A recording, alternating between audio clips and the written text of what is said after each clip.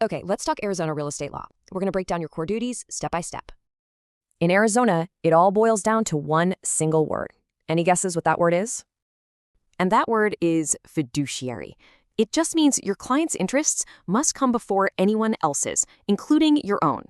So how does this relationship even start? Well, there are two ways. One is safe, one is not so much. Express agency, that's what you want. Implied agency, that's when your actions accidentally create the relationship.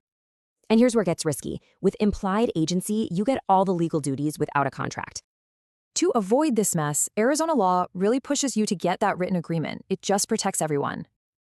A valid agreement has to hit these 4 specific points. It's all laid out right in the law. And here's the kicker. If your agreement doesn't follow these rules, you can't sue for your commission. Okay, so once that agreement is signed, you owe your client 6 core fiduciary duties. Let's list them out. These are the big 6. From loyalty to care, they're the absolute foundation of your professional responsibility. Let's use disclosure as an example.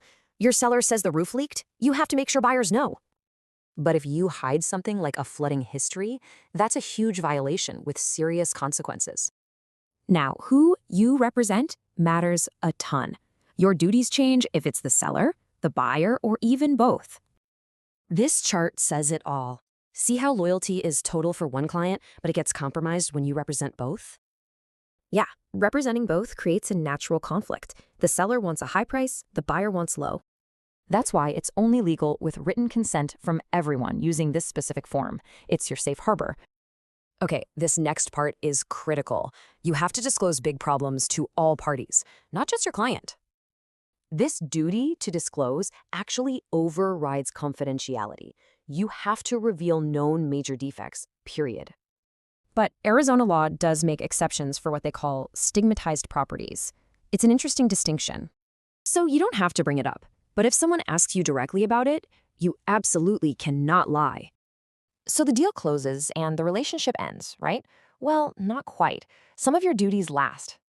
2 big duties survive. You still have to account for all money, and you still have to keep their secrets.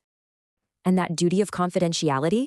It's perpetual. We're talking it lasts forever. Seriously. And that promise is really the mark of a true professional. It's the trust you carry with you forever.